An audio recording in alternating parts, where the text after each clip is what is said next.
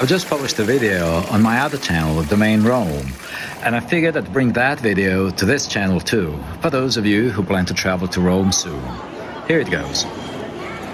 If you've been following this channel, then you know that I'm all about the less known Rome. But now there's competition. Stick around to find out about it. It's gonna be worth it.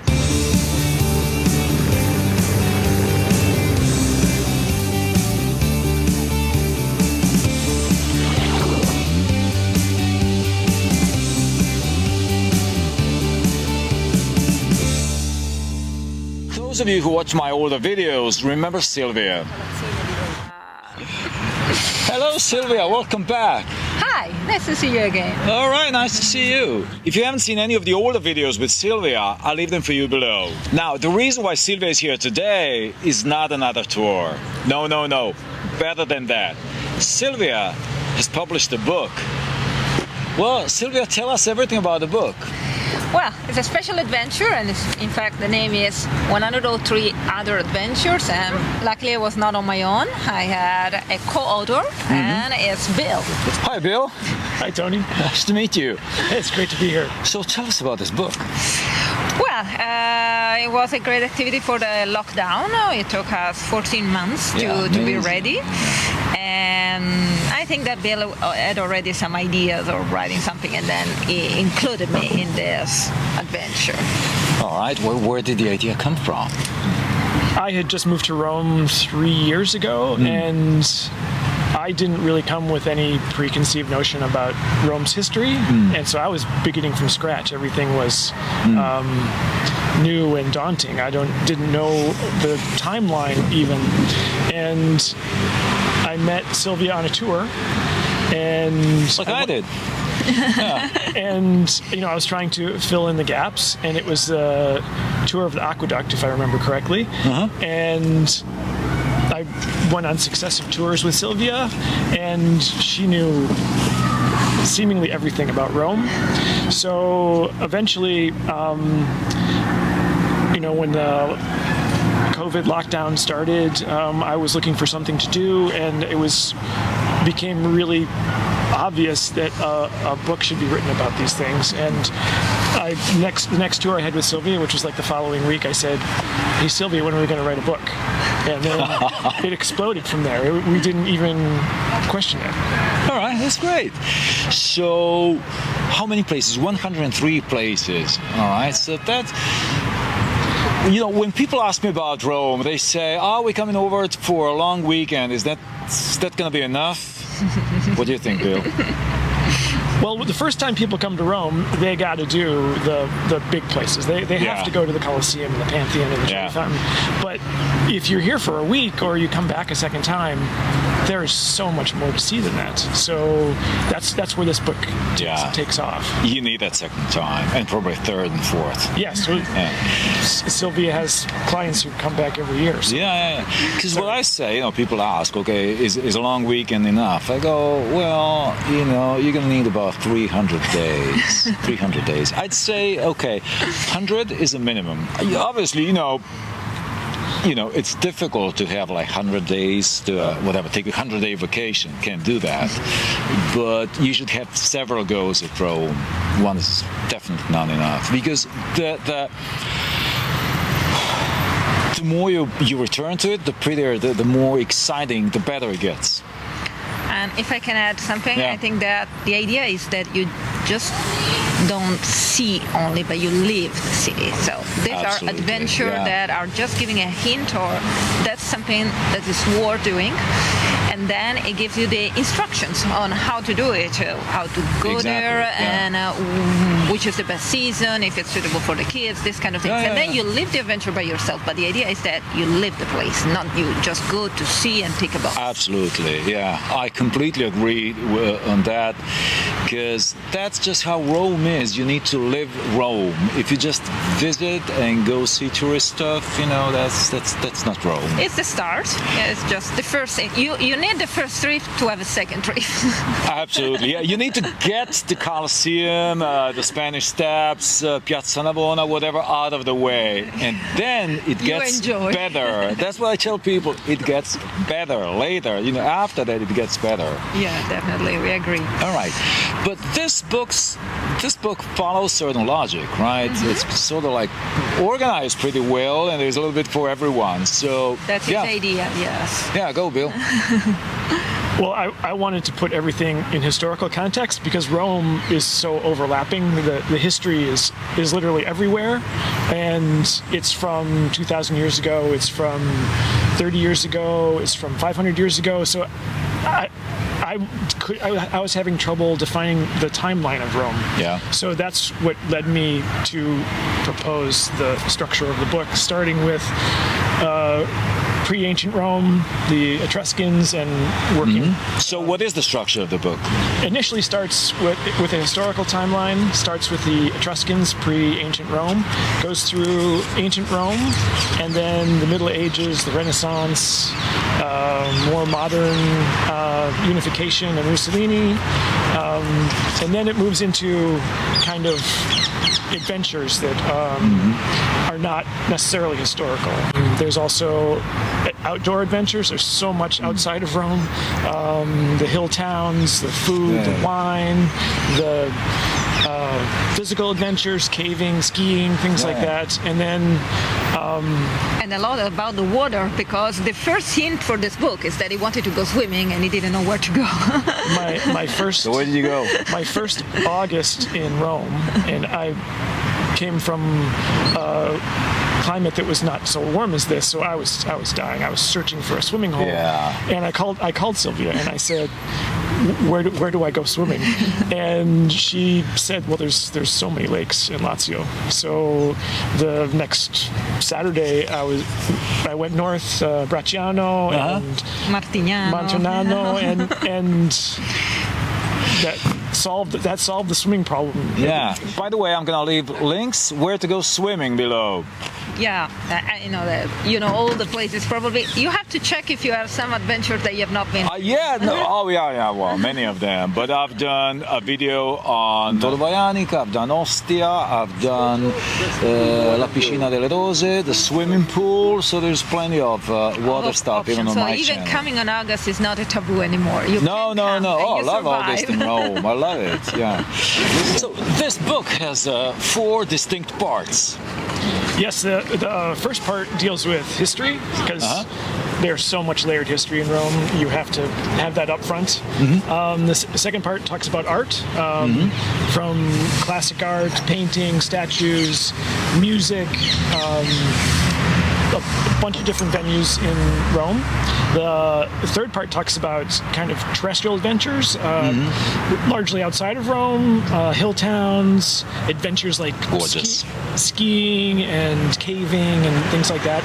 And the third section is aquatic adventures, and that's about going to the beach and going to the lakes. Just fantastic opportunities to. Well, where are we right now? Oh, we are in Villada.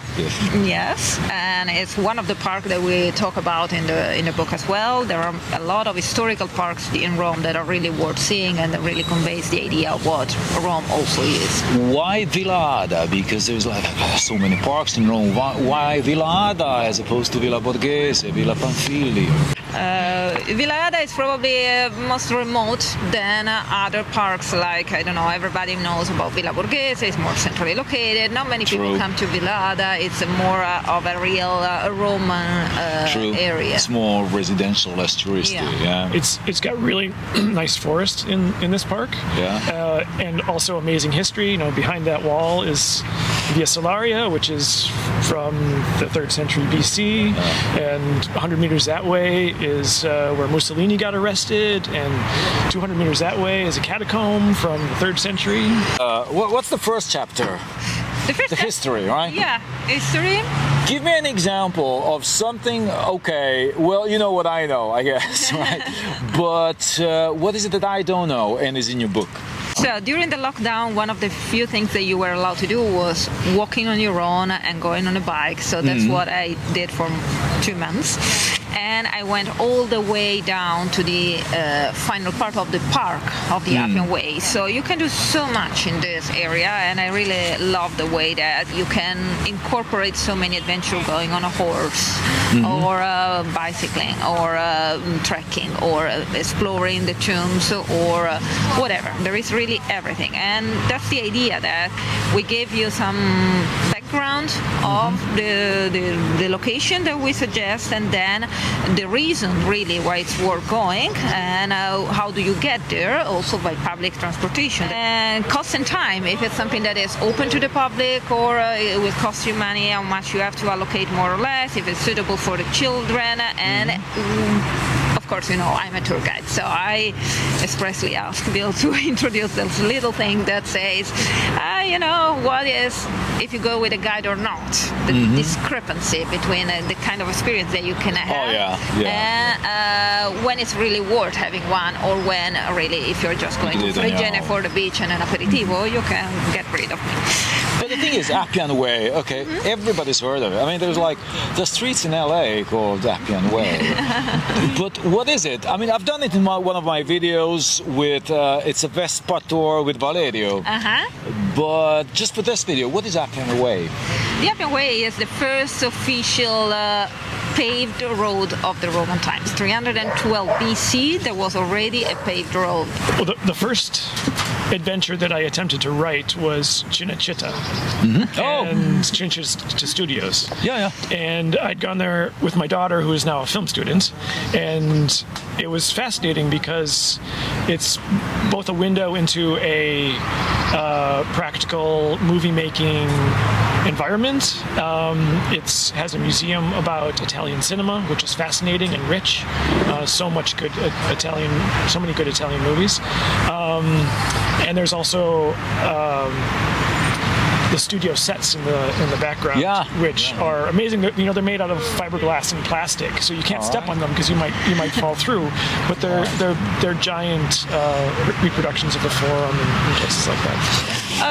Well, we have a lot of adventures that are outside of Rome, and I think that a special part of our job was to find a way to incorporate also some what we call fun facts and the enrichment. These are two final sections of each chapter. By enrichment, you don't mean porchetta? Sometimes. Sometimes porchetta is the main reason, and the enrichment is, there is also a museum. It depends which is the topic. So the idea is that you go for a special adventure, special reasons, but then once you're in the area, you can transform that main goal into just an excuse to spend the whole day or even a weekend. For instance, in Sperlonga, there is this beautiful winery that is trying to reproduce the wine of the ancient Romans, because they have the grape that is the most similar to the ancient Roman grapes.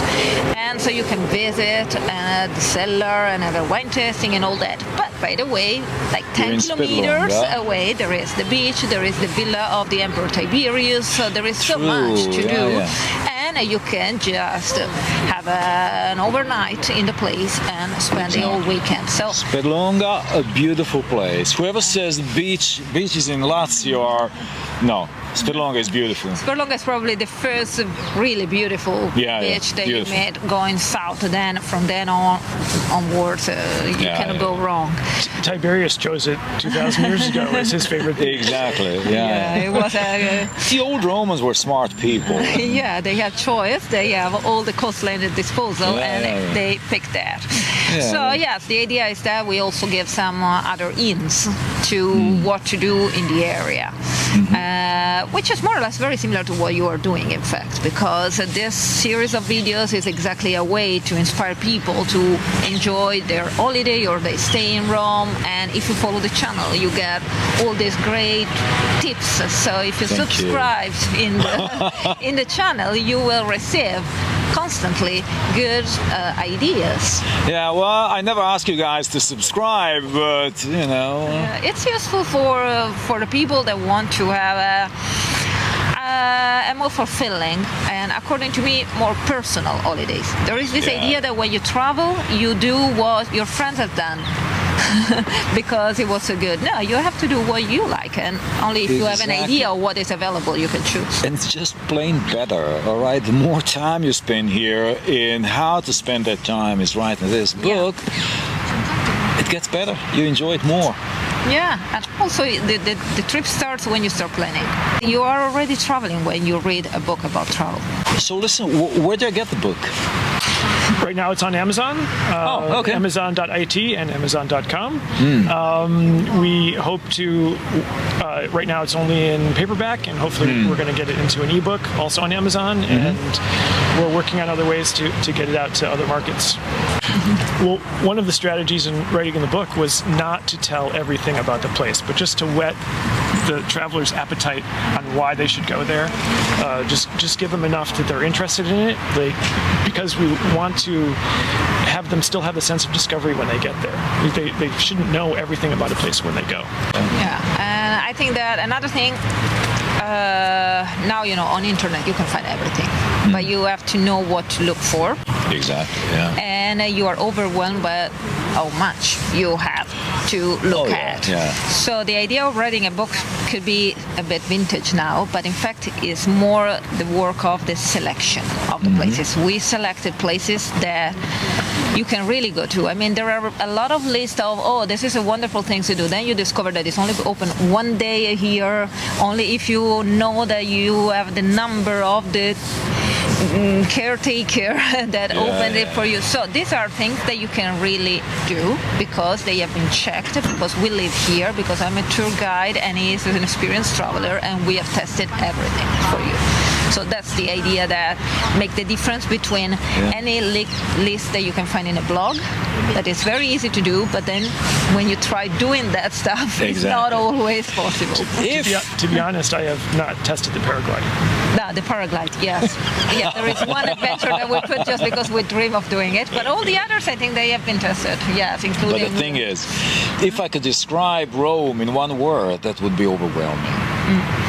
Yeah, we all know beautiful, all that, but it's overwhelming. You need to know what you're doing, because otherwise you'll be tired. It's going to be like 9 o'clock in the morning, you're already going to be tired.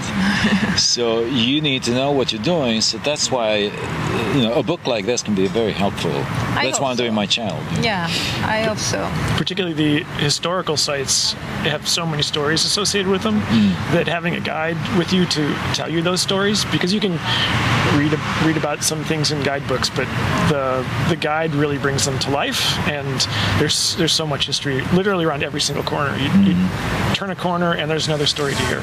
And for me as a recent visitor to Rome, it's fascinating. So one chapter of this book relates to traveling with kids. Well, in each adventure, there's a section that talks about whether it's how appropriate it is for various ages of kids. So certainly, some things are more complicated than little kids probably want to deal with. Some things are physically harder. So it tries to zero in on the appropriate age group for the adventure. And in the back, there's a list of the most appropriate adventures for little kids. And indeed, my family, my kids have helped me put this book together. My daughter made the maps in the back too. Great. Yeah, so the book is out, Bill and Silvia on social media, so send them your suggestions, opinions. Yeah, we are already thinking of maybe a second edition, so any adventure that is not listed will be welcome to be considered for another book. Or if you go to some of the places that we recommend and you have the book with you, you send us a picture. We are on Instagram and Facebook, and we have website for our activities. That's cool. Send them a picture. Stay safe. See you later. Hit the like button. The reason Silvia's here today is not another tour. No. Way better than that. Silvia's published... Fuck. Excuse me. Parks in Rome. Why Villa Ada as opposed to Villa Borghese, Villa Pamphilio? Because it's close to where he lives. Well, we're gonna keep that fact off that. We don't want to let people. We have groupies, we don't want any groupies chasing Bill here. It's fine until it happens, and then I'm not sure.